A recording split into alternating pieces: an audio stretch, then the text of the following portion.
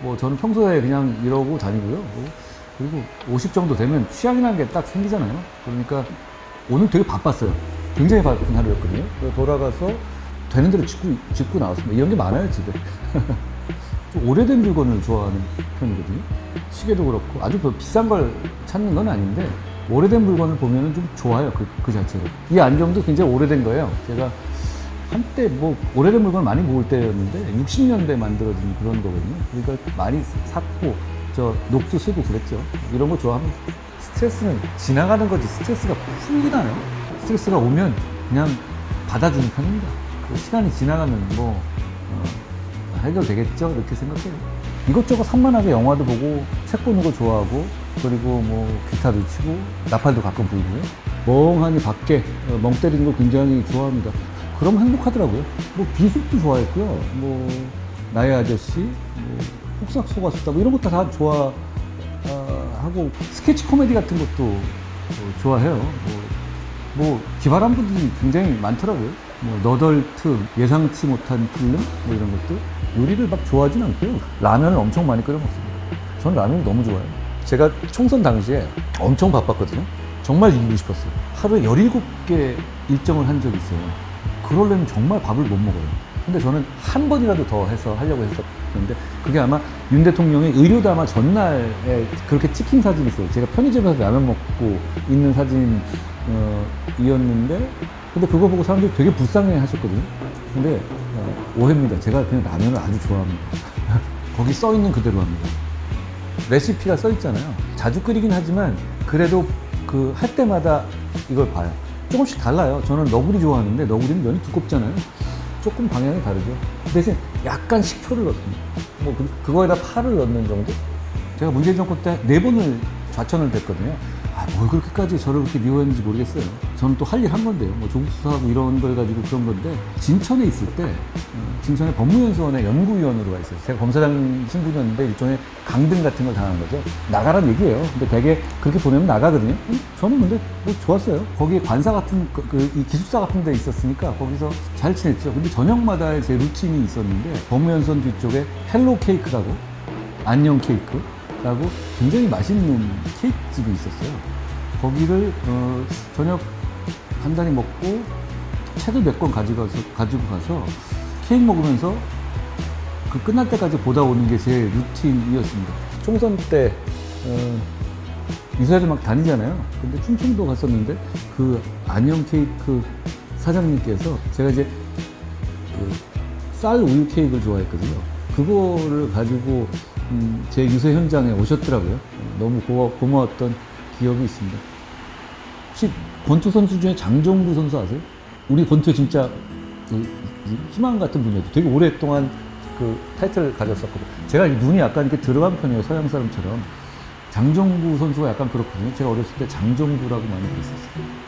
저보고 이제 강남 뭐 이렇게 얘기하는데 강남에서도 국민학교 5, 6학년 이때 때부터 있었으니까 그전엔 청주에 오래 살았는데 청주에 살면서 함재도 신부님이라고 제가 당시에 유치원 다닐 때 유치원 원장님이시자 신부님이셨던 해먼드 제럴드인데 그러니까 함재도라고 쓰신 분이에요. 그분을 하고의 일들이 많이 기억나요. 그분이 굉장히 대단한 분이셨어요. 왜냐하면 펜실베니아 사시던 분이셨는데 그 부모님한테 어차피 유산을 주실 거 있으면 미리 달라고 하셔서 그래서 그걸 받아서 지금 수동성당을 자기 돈으로 지으셨어요. 이게 남의 나라에 오셨어요.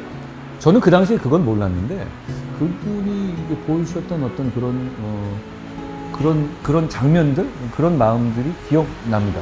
근데 어느 순간부터 그게 생각했어요. 나는 좀 좋은 일 하면 살아야 되겠다.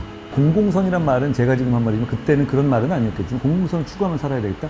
이런 결심을 어느 순간부터는 자연스럽게 했고 그게 변하지는 않았어요.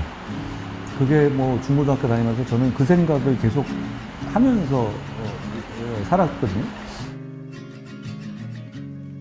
저는 뭐가 그렇게 쉬웠다고 생각해 본 적은 없어요. 저는 김연아 선수를 참 좋아했어요. 그분의 어떤 실력이라든가 그런 퍼포먼스도 정말 대단했잖아요. 좋아했는데 그것도 그러지만 저 이분 자체에 대해서 이 말을 듣고 제가 좋아하게 됐거든요. 카페 같은 데서 출전을 기다리고 있었어요. 신발을 신기 전이었죠. 무슨 생각을 하면서 하세요? 이렇게 물었던 걸 기억해요. 아무리 바빠도 훈련은 빼놓을 수 없고 빙판에 오르기 전 스트레칭은 필수입니다. 무슨 생각하면서 하세요? 무슨 생각을 해? 그냥 하는 거지. 너무 맞는 말인데?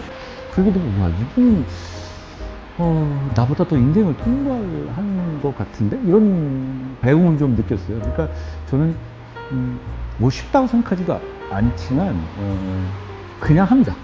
제가 여러 군데서 얘기했는데 저는 어릴 때 제일 싫어하는 질문 중에 하나가 너 나중에 커서 뭐 될래? 이런 거였어요. 저는 되고 싶은 게 없더라고요. 아니 꼭 뭐가 돼야 됩니까 인생에서?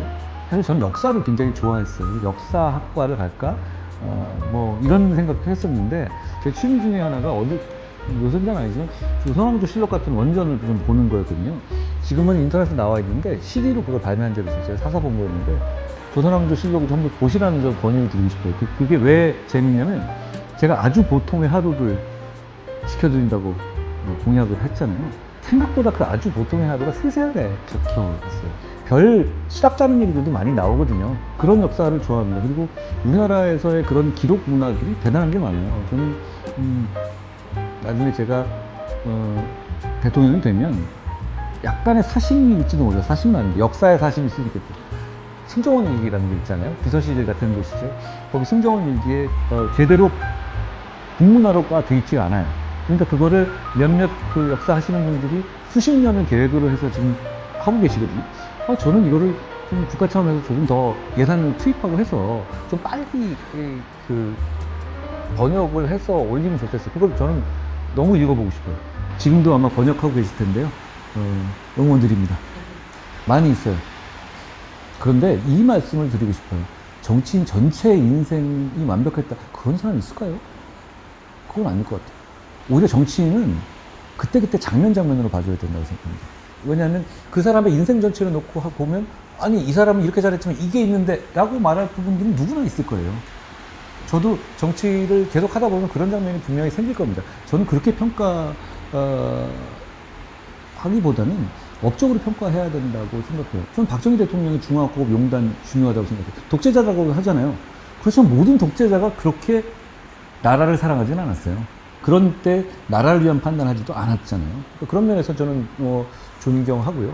이승만 대통령 같은 경우도 제가 계속 반복하지만 농지개혁 같은 거, 와, 그거 대단한 거예요. 그분이 뒤에 4.19라든가 여러 가지 또 공격을 받기도 하죠. 잘못된 부분이 분명히 있는데, 그렇지만 이 결단의 위대함이 가려지진 않아요. 김영삼 대통령도 존경해요. IMF라든가 이런 부분에서 비판을 받으실 점도 분명히 있을지 모르지만, 당시 상황이 좀 어려웠어요. 그런데 금융실명제를 했었을 때 여러 가지 문제가 생기죠. 정권을 잡은 쪽 입장에서는. 그거 안 해도 되는 거였어요. 그런데 그걸 용단한다? 대단한 거고요. 전기를 좋아하거든요. 링컨 전기, 절판돼가지고 저는 이제 중고판 가서 2권짜리로 봤는데 그거 좋아하고요. 그리고 최근에는 좀 두꺼워요. 굉장히 두꺼운데 알렉산더 해밀턴이라고 론 처너라는 아주 유명한 전기 작가가 있는데 그 사람이 쓴 책을 아주 재밌게 봤던 기억이 납니다. 굉장히 논쟁의 여지가 많은 사람이잖아요. 알렉산더 해밀턴은 미국의 화폐에 들어가 있기도 하고 미국을 만든 사람이죠. 어떻게 보면 인간적으로는 굉장히 이 결함도 많았고요.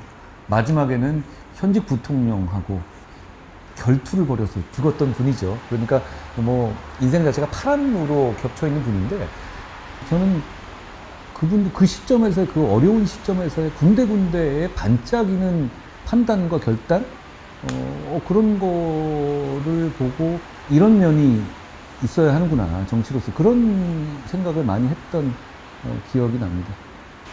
제가 대통령이 되겠다고 나선 지 한 며칠 됐는데요. 며칠 바쁘게 지냈습니다. 거리에서 많은 분들 만나는데 많이 응원해 주시고 그리고 좋은 말씀 해 주시고 그리고 질타의 말씀도 해 주시고 들을 때마다 정신이 번쩍번쩍 납니다. 잘해야 되겠다는 생각을 계속 하고요. 보통 이런 얘기 하잖아요. 죽을 각오로 한다. 저는 진짜로 그렇게 하려고 합니다. 왜 그러냐면 저 말고 그분들이 그런 마음이더라고요. 정말 죽을 각오로 나라를 지키겠다, 발전시키겠다 이런 생각이 있으니까 저는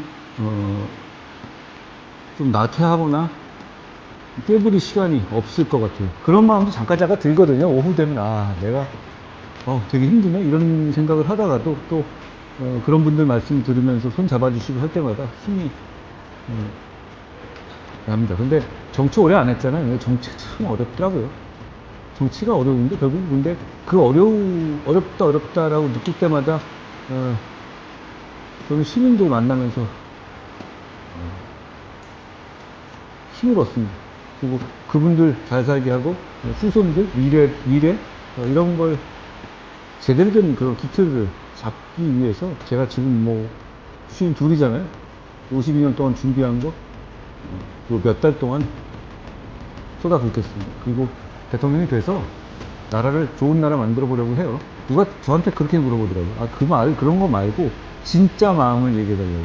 근데 저는 이게 진짜 마음이에요. 제가 정말 그 나라를 좀 좋게 만들고 미래를 더 풍성하게 만들고 여러분의 뭐 아주 보통의 하루를 더 풍성하고 행복하게 만들어 드릴 수 있으면 저는 정말 행복할 것 같습니다. 그것뿐입니다.